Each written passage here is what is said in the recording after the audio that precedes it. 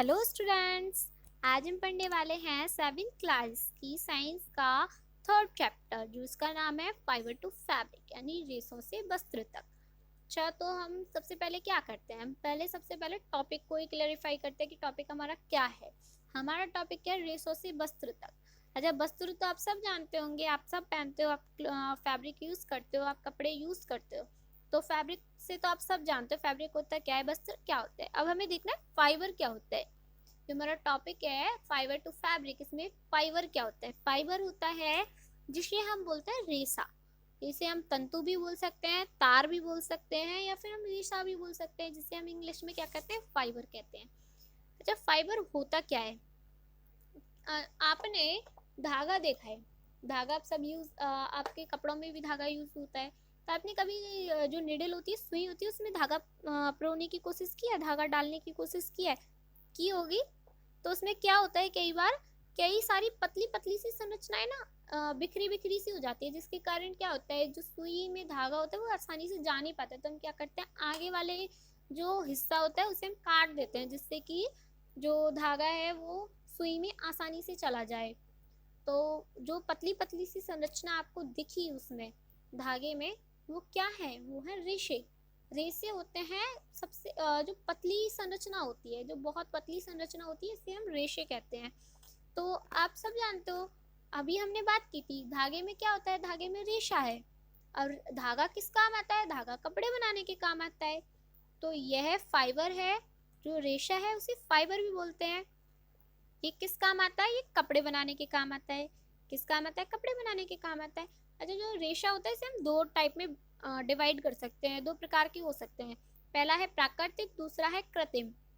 पहला प्राकृतिक यानी नेचुरल, और दूसरा है कृत्रिम या फिर सिंथेटिक फाइबर। इसे हम ह्यूमन मेड भी बोल सकते हैं। क्या बोल सकते हैं हम इसे, ह्यूमन मेड। अच्छा, आप इस जो डायग्राम देख रहे हो, इसमें आप देख सकते हो, समझने की कोशिश कर सकते हो, जो हमने पहले पढ़ा था। ये जो रेशा है, इसको हमने दो भागों में डिवाइड किया। कितने भागों में डिवाइड किया, दो भागों में डिवाइड किया। पहला लिख रहा है नेचुरल, दूसरा लिख रहा है सिंथेटिक। नेचुरल प्राकृतिक, सिंथेटिक हो गया कृत्रिम, या फिर हम कह सकते हैं ह्यूमन मेड। हम इसकी जगह क्या बोल सकते हैं, हम इसे ह्यूमन मेड भी बोल सकते हैं। तो हम पहले पढ़ते हैं प्राकृतिक फाइबर क्या होता है। प्राकृतिक फाइबर जैसे नाम से ही क्लियर होता है, प्रकृति से प्राप्त रेशे क्या कहलाएंगे, प्रकृति से प्राप्त रेशे प्राकृतिक रेशे कहलाएंगे। अच्छा, प्रकृति से कौन कौन से रेशे प्राप्त होते हैं। अब एग्जाम्पल में हम ले सकते हैं कपास, ऊन, रेशम, जूट। ये क्या होता है, ये प्राकृतिक रेशे होते हैं। प्राकृतिक रेशे क्यों होते हैं, क्योंकि ये हमें क्या कहाँ से प्राप्त होते हैं, ये हमें प्रकृति से प्राप्त होते हैं। तो हमारे प्राकृतिक फाइबर पढ़ लिया। अब क्या होता है कृत्रिम फाइबर, या फिर हम क्या बोलते हैं, ह्यूमन मेड फाइबर, मानव निर्मित फाइबर। कृत्रिम फाइबर मानव के द्वारा बनाए जाते हैं, इसलिए हम इन्हें क्या कह सकते हैं, मानव निर्मित फाइबर। जब मानव फाइबर बनाएगा, ऋषि बनाएगा, तो कहाँ बनाएगा, लेबोरेटरी में बनाएगा, प्रयोगशाला में बनाएगा। तो इन्हें क्या कहते हैं, तो जो प्रयोगशाला में बने फाइबर मानव निर्मित फाइबर या फिर सिंथेटिक फाइबर कहलाते हैं। इसमें आ सकते हैं जैसे पॉलिएस्टर, एक्रेलिक, नायलॉन, टेरिकोट आदि। तो अब हम नेक्स्ट देखते हैं क्लॉथ मटेरियल। इसमें लिखा है इस डायग्राम में क्लॉथ मटेरियल। अच्छा, हमने पहले बात की थी फाइबर से क्या बनते हैं, फाइबर से कपड़े बनते हैं। तो क्लॉथ मटेरियल क्या हुआ, फाइबर। क्या हुआ, रेशे। रेशे क्या हुआ, क्लॉथ मटेरियल। और जो रेशा होता है उसे हम दो टाइप में डिवाइड कर सकते हैं, दो भागों में बांट सकते हैं।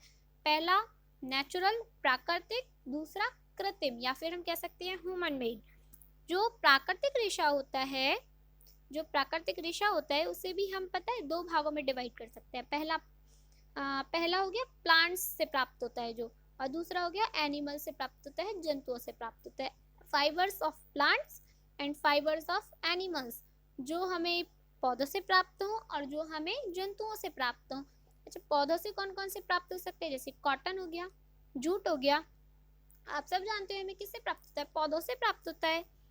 और जो फाइबर ऑफ एनिमल्स है, जो हमें जंतुओं से प्राप्त होता है, वो कौन सा होता है, वो होता है वूल, सिल्क, और बहुत सारे टाइप्स के हो सकते हैं।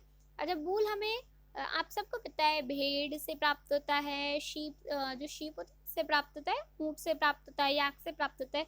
तो ये हमें किससे प्राप्त हुआ, जंतु से प्राप्त हुआ। तो ये क्या कहलाएगा, जांतव रेशे या फिर एनिमल फाइबर। और जो सिल्क होता है आपको पता है इसका इसका किससे प्राप्त होता है, ये होता है रेशम कीट से प्राप्त होता है।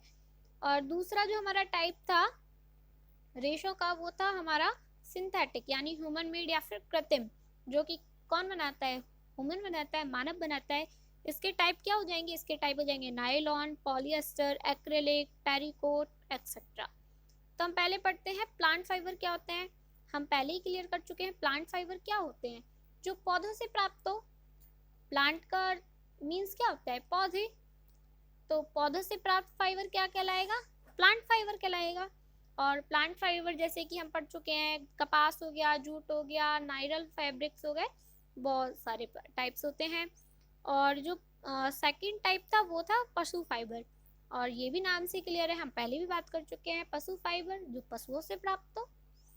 तो वे फाइबर्स या वे रेशे जो हमें एनिमल से प्राप्त हो यानी पशुओं से प्राप्त हो, उन्हें क्या कहते हैं, एनिमल फाइबर या फिर पशु फाइबर। इन्हें हम कहते हैं जांतव रेशे। इन्हें हम क्या कह सकते हैं, इन्हें हम जांतव रेशे भी कह सकते हैं।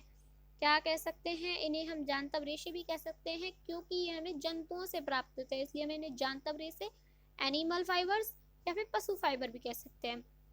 अच्छा, एनिमल फाइबर्स के टाइप हमने पढ़े थे, ऊन, रेशम आदि। तो ऊन हमें किससे प्राप्त होती है, भेड़ से भी प्राप्त होती है, ऊंट से भी प्राप्त होती है, बकरी से भी प्राप्त होती है, याक से भी प्राप्त होती है। बहुत सारे टाइप्स के जानवर होते हैं जिनसे हमें ऊन प्राप्त होती है। अच्छा, आप जानते हो कि जो ऊन है वो जो भेड़ या फिर हमने जो जानवरों की बात की थी वो किस भाग से प्राप्त होती है, वो होती है उनके बालों से प्राप्त। किससे होती है, वो उनसे बालों से प्राप्त होती है। और जो रेशम होती है, जो सिल्क होती है, वो किससे प्राप्त होती है, वो रेशम का कीड़ा होता है उससे प्राप्त होती है।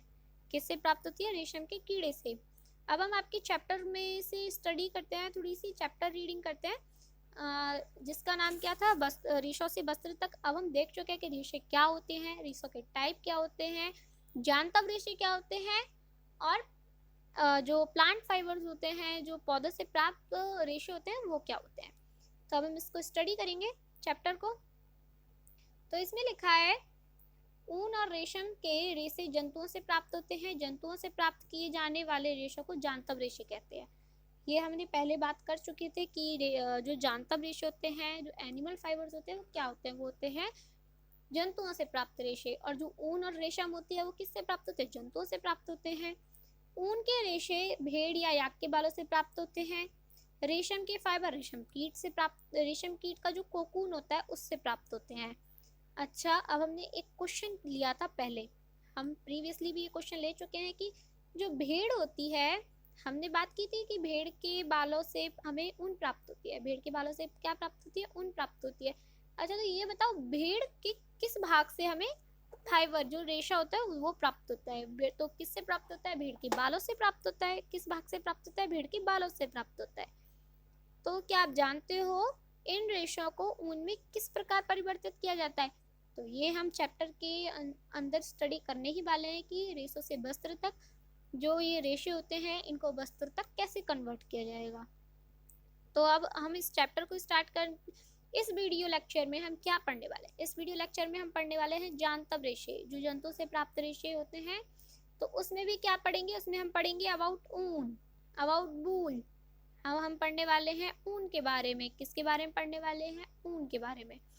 तो जो आप सब जानते हो ऊन किससे प्राप्त होती है, भेड़, बकरी, याक और भी बहुत सारे जंतु होते हैं उनसे प्राप्त होती है। अच्छा, जो ये ऊन प्राप्त होती है, हमने पढ़ा था ये इन जंतुओं के बालों से प्राप्त होती है। तो जो ये जंतु होते हैं ना, इनके शरीर जो इनका शरीर होता है, जो इनकी स्किन होती है, त्वचा होती है, वो क्या होती है, वो बालों से ढकी हुई होती है। पूरे ये बाल बाल बाल बाल वाले होते हैं। तो जिससे हमें क्या प्राप्त होती है, ऊन प्राप्त होती है। अच्छा, आपने कभी ये सोचा है कि ये जो जंतु होते हैं इनके शरीर पर बालों की इतनी मोटी परत क्यों पाई जाती है। अच्छा, क्यों पाई जाएगी इनके शरीर पर बालों की इतनी मोटी परत, क्योंकि ये क्या है, ये ठंडे इलाकों में पाए जाएंगे। ये जो ऊन प्राप्त होती है जिन जंतुओं से, ये ठंडे इलाकों में रहते हैं।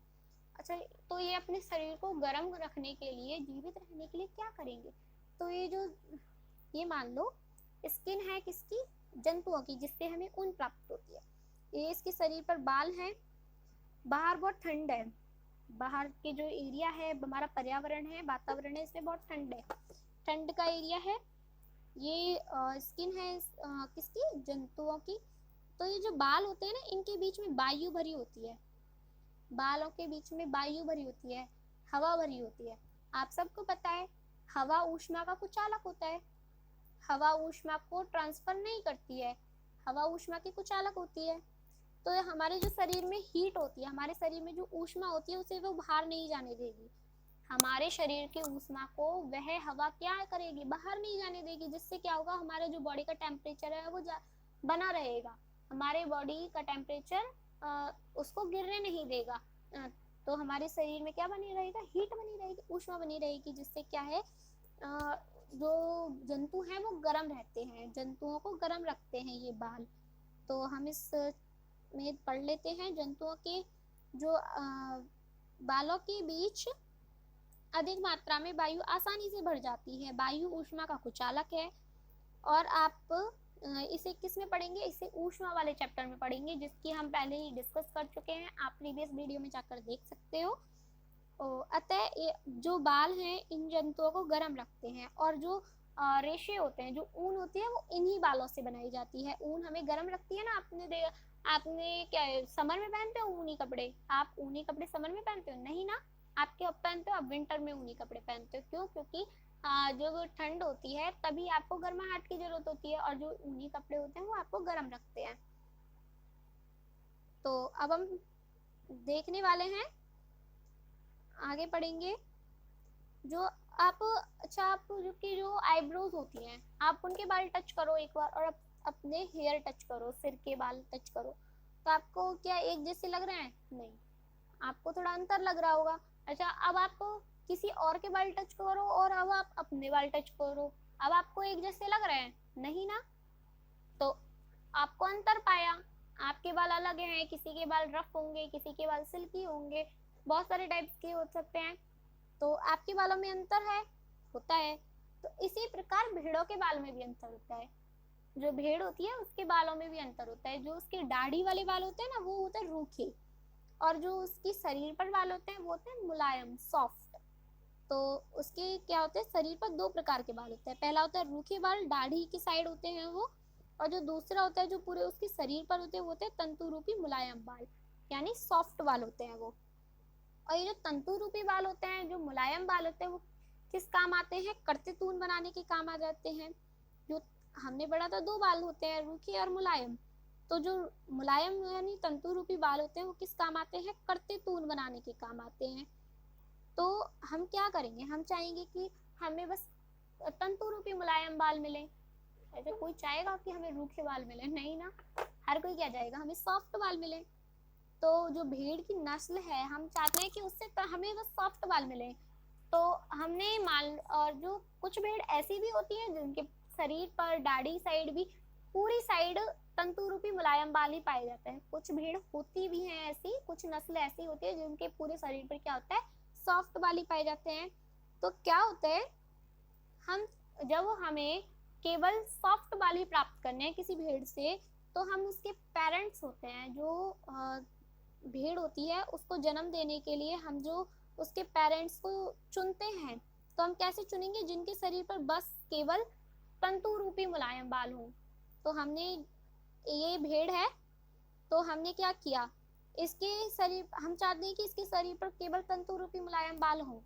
तो हमने जो इसके पेरेंट्स हैं उसको हमने देखा कि उसकी माता है, हमने जो उसकी मम्मी भेड़ ली है उसके भी हम लेंगे जिसके शरीर पर केवल तंतु रूपी मुलायम बाल हो। और हमने जो उसके पापा हैं यानी उसके जो फादर शीप ली है, तो वो क्या है, वो भी हम ऐसे लेंगे जो जिसके शरीर पर तंतु रूपी मुलायम बाल हो। तो जब ये प्रजनन करेंगे, तब ये प्रजनन करेंगे तो क्या होगा, तो ऐसी शीप को जन्म देंगे, ऐसी भेड़ को जन्म देंगे जिसके शरीर पर केवल क्या है, तंतु रूपी मुलायम बाल हो। तो हमने क्या किया, हमने ऐसे जनकों को चुना जिसके शरीर पर क्या है, तंतु रूपी मुलायम बालों का गुण है। तो तंतु रूपी मुलायम बालों जैसे विशेष गुण वाले गुणयुक्त भेड़ को उत्पन्न करेंगे, तो उनकी जो संतान उत्पन्न होगी, जो उनकी भेड़ उत्पन्न होगी, वो कैसी होगी, वो उसके भी तंतु रूपी मुलायम बाल होंगे। तो यह क्रिया क्या कहलाएगी, यह क्रिया कहलाएगी वर्णात्मक प्रजनन। क्या कहलाएगी, वर्णात्मक प्रजनन। तो हमने देखा जनकों का विशेष रूप से ऐसी भेड़ों को जन्म देना जन्म देने के लिए चयन करना, जिनके शरीर पर सिर्फ मुलायम बाल हो, तंतु रूपी मुलायम बालों जैसे विशेष गुणयुक्त भेड़ उत्पन्न करने के लिए जनकों के चयन की यह क्रिया क्या कहलाएगी? वर्णनात्मक प्रजनन, शीप ब्रीडिंग। अब हम इसको समझने के लिए एक एग्जाम्पल लेते हैं। ये मत सोचना हम शीप देखेंगे, नहीं शीप नहीं, हम एग्जाम्पल लेंगे। आप समझने की कोशिश करना शीप ब्रीडिंग है क्या। यहाँ पर हमने दो टाइप्स के पौधे लिए। कैसे लिए? दो टाइप्स के पौधे लिए। एक है जिसमें ज्यादा फसल उग रही है, एक हमने पौधे ऐसे लिए जिसमें क्या है, ज्यादा हमें फसल प्राप्त हो रही है, और एक हमने ऐसा लिया है जो कम जगह घेर रहा है। हम चाहते हैं कि फसल तो ज्यादा हो, लेकिन क्या है, जो स्पेस है, जिस स्पेस पर हम उसे लगा रहे हैं वो कम हो, वो कम जगह में ज्यादा हो। तो हम क्या करेंगे, इन दोनों का प्रजनन करवाएंगे। हम उसके जो जनक हैं, हम ये जो जनक लेंगे वो कैसे लेंगे? एक ऐसे लेंगे जो ज्यादा हमें फसल दे सके, और एक ऐसे लेंगे जो कम स्पेस में आ सके। तो जो इनकी संतान उत्पन्न होगी, जो इनका प्रजनन करने के बाद जो हमें ऑफ स्प्रिंग प्राप्त होगा, जो हमें प्राप्त होगी फसल, वो कैसी होगी? कम जगह पर, जो कम स्पेस पर ज्यादा हमें प्राप्त करवा सके फसल। हम जो हमने अधिक दो जनक लिए थे, उनकी जो ऑफस्प्रिंग होगी, जो उनकी संतान होगी, जो उत्पत्ति होगी, वो कैसी होगी? वो होगी कम स्पेस पर अधिक फसल देने वाली। तो यही शीप के संग था। हमने शीप में हमें चाहिए था कि उसके मुलायम बाल हो, हमें तो बस ये चाहिए था उसके मुलायम बाल हो। तो हमने उसके माता पिता को ऐसा ले लिया जिसके मुलायम बाल हो। जब उनकी संतान उत्पन्न होगी तो उसके कैसे होंगे? उसके मुलायम बाल होंगे, उसके मुलायम बाल होंगे। तो ये क्रिया क्या कहलाई? जो उनके जनकों को हमने चुना, ये क्रिया क्या कहलाई? ये क्रिया कहलाई वर्णनात्मक प्रजनन। जब आप सोच रहे होंगे कि भेड़ तो हमने एक ही प्रकार की देखी है, भेड़ के तो सबके बाल एक जैसे होते हैं, हमने बात की थी, उसके रूखे बाल हैं और उसके मुलायम बाल भी है। नहीं, भेड़ बहुत सारी टाइप्स की होती है। जो शीप है उसकी बहुत सारी टाइप्स होते हैं। तो जो बहुत सारे टाइप्स होते हैं, तो किसी के रूखे बाल होते हैं, किसी के मुलायम बाल होते हैं, किसी के घने बाल होते हैं, किसी के कम बाल होते हैं, किसी के पतले होते हैं, किसी के थिक होते हैं। तो क्या हुआ, हमें जो प्रजाति चाहिए, हमें जो जिस टाइप की जो ऊन है, जो बाल है उसके चाहिए, तो हम क्या करेंगे, उसके पेरेंट्स को, उसके जनकों को ऐसे ही चुनेंगे जो क्वालिटी हमें उस भेड़ में चाहिए। जो क्वालिटी हमें चाहिए, हम उसी टाइप्स की क्वालिटी वाली उसके जनकों को चुनेंगे। तो यह क्रिया क्या कहलाएगी? यह क्रिया कहलाएगी वर्णनात्मक प्रजनन। अब हम पढ़ने वाले हैं ऊन प्रदान करने वाले जंतु। अब आप सोच रहे होंगे हम इतनी देर से पढ़ रहे हैं कि भेड़ से ऊन प्राप्त होती है, भेड़ से ऊन प्राप्त होती है। तो यही नहीं कि भेड़ से ही ऊन प्राप्त होती है, ऊन बहुत सारे जंतुओं से प्राप्त होती है। जैसे कि हो गया हमारे देश में बहुत सारे भागों में भेड़ से ही ऊन प्राप्त होती है, और बहुत सारी नस्लें भी पाई जाती है भेड़ों की। तो ये नहीं कि भेड़ों से ही ऊन प्राप्त होती है, यद्यपि भेड़ों की ऊन का एकमात्र स्रोत नहीं है। बाजार में सामान्य रूप से उपलब्ध ऊन भेड़ की ऊन होती है। याक की ऊन तिब्बत और लद्दाख में प्रचलित है। हमें ऊन किन किन से प्राप्त होती है? हमें ऊन याक से, ऊंट से, भेड़ से, बकरी से, वो इनसे प्राप्त होती है। हमें ऊन केवल भेड़ से प्राप्त नहीं होती है, हमें ऊन याक से भी प्राप्त होती है। जो ऊंट होता है उसके बालों से भी ऊन बनाई जाती है, बकरी के बालों से भी ऊन बनाई जाती है, भेड़ से तो बनाई ही जाती है, याक के से भी बनाई जाती है। तो हम देखते हैं कि कौन सी ऊन कहाँ पर फेमस है। तो जो याक की ऊन है, जो जंतु है, उसकी ऊन कहाँ पर फेमस है? उसकी ऊन तिब्बत और लद्दाख। तिब्बत और लद्दाख में किसकी ऊन फेमस है, किसकी ऊन प्रचलित है? वो है याक की ऊन। जो याक जंतु होता है, जब उसके बालों से ऊन प्राप्त होती है, तो वो कहाँ पर प्रचलित होती है? तिब्बत और लद्दाख। लद्दाख आप जानते होंगे सबसे ठंडा इलाका है, बहुत ठंड होती है वहाँ पर। उस इलाके में माइनस में भी टेम्परेचर होता है वहाँ का। जो बकरी के बालों से ऊन प्राप्त की जाती है, बकरी के बालों से भी ऊन प्राप्त की जाती है। अंगोरा ऊन को अंगोरा नस्ल की बकरियों से प्राप्त किया जाता है, जो जम्मू कश्मीर के पहाड़ी क्षेत्रों में पाई जाती है। बकरी की भी बहुत सारी टाइप्स की नस्ल होती हैं, आप जानते हो। हर जंतु की अपनी अपनी और भी नस्ल होती है। तो बकरी की एक नस्ल होती है अंगोरा नस्ल, जो कहाँ पर पाई जाती है? जो पाई जाती है जम्मू कश्मीर के पहाड़ी क्षेत्रों में। अंगोरा जो ऊन होती है वो अंगोरा नस्ल की बकरियों से प्राप्त होती है। और जो अंगोरा नस्ल की बकरियां हैं वो पाई जाती हैं जम्मू कश्मीर के पहाड़ी इलाकों में। और जो कश्मीरी बकरियों की त्वचा के निकट मुलायम बाल होते हैं ना, कश्मीर में जो बकरियां पाई जाती हैं उसके जो मुलायम बाल होते हैं उससे क्या बनाई जाती है, उससे बनाई जाती है पश्मीना शॉल। पश्मीना शॉल कहाँ पर बनाई जाती है, वो बनाई जाती है कश्मीर साइड में। यहाँ पर क्वेश्चन आ भी सकता है कि पश्मीना शॉल कहाँ की प्रचलित शॉलें हैं, वो है कश्मीर की। अच्छा, कश्मीर में जो पश्मीना शॉल बनाई जाती है वो किससे बनाई जाती है, वो बनाई जाती है कश्मीरी बकरी से। वहां पर जो बकरी होती है कश्मीरी बकरी, उससे उसके जो मुलायम बाल होते हैं, उसके जो सॉफ्ट बाल होते हैं उससे पश्मीना शॉल बनाई जाती है, उसके फर से पश्मीना शॉल बनाई जाती है। ऊँट के जो शरीर के बाल है उससे भी ऊन प्राप्त होती है। ऊँट के शरीर के बालों से भी क्या बनाई जाती है, ऊन बनाई जाती है। और जो दक्षिणी अमेरिका में पाए जाने वाले लामा और अल्पेका है उससे भी ऊन प्राप्त होती है। दक्षिणी अमेरिका होता है, वहां पर दो जंतु पाए जाते हैं, एक होता है लामा और एक है अल्पेका। दक्षिणी अमेरिका है, जो अमेरिका का दक्षिणी भाग है, उसमें दो प्रकार के जंतु है, एक लामा एक अल्पेका। उनसे भी ऊन प्राप्त होती है। जैसे कि हमारे यहाँ हो गया भेड़ बकरी, ऐसी वहाँ पर लामा भी है और एक अल्पेका है। तो उन दोनों से क्या प्राप्त होती है, उनसे ऊन प्राप्त होती है, उनके बालों से भी ऊन बनाई जाती है। अच्छा, ये जो एक डायग्राम आपको दिख रहा है, ये आपको एक डायग्राम दिख रहा है, यहाँ पर क्या है, यहाँ पर लिख रहा है बूल, यहाँ पर आपको ऊन का चित्र भी दिख रहा है। तो ये किससे बनाई जा रही है, इसमें लिख रहा है एक अल्पेका। ये अच्छा हमने पढ़ा था अल्पेका कहाँ पाया जाता है, याद करो कहाँ पाया जाता है, अल्पेका पाया जाता है दक्षिणी अमेरिका, अमेरिका का दक्षिणी भाग। सेकंड है शीप, आप सब जानते हो शीप के बालों से, जो भेड़ होती है उसके बालों से क्या प्राप्त होती है, ऊन प्राप्त होती है। थर्ड है गॉट, बकरी, अभी हमने पढ़ा था बकरी के बालों से भी ऊन टाइप बनाई जाती है। अच्छा, अभी हमने पढ़ा था पश्मीना शॉल। पश्मीना शॉल कहाँ की फेमस है, पश्मीना शॉल फेमस है कश्मीर की। अच्छा, कश्मीर में जो पश्मीना शॉल बनाई जाती है वो किसके बालों से बनाई जाती है, वो बनाई जाती है बकरी के बालों से। याद रखना, क्वेश्चन को रिलेट करते चलना। जो अल्पेका है वो दक्षिणी अमेरिका में पाया जाता है, जो शीप है वो आप सब जानते हो, भेड़ के बालों के बारे में अभी हमने बहुत सारी डिटेल में स्टडी की थी। गॉट, बकरी, बकरी के बाल, जो कश्मीरी बकरी होती है, ये नहीं कि बकरी बस कश्मीर में पाई जाती है, बकरी हर जगह पाई जाती है और बकरी के बालों से ऊन प्राप्त होती है। जो कश्मीरी बकरी के जो मुलायम बाल होते हैं ना, उससे पश्मीना शॉल बनाई जाती है।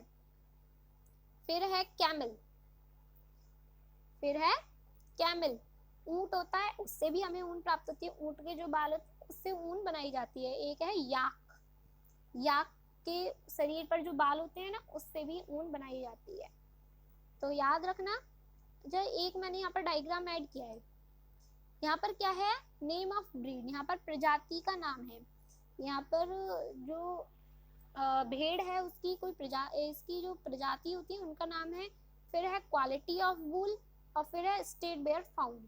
क्वालिटी ऑफ वूल, जो ऊन है उसकी क्वालिटी कैसी है। फिर है स्टेट बेयर फाउंड, यह किस राज्य में पाई जाती है। तो पहले है लोही, लोही एक प्रजाति का नाम है।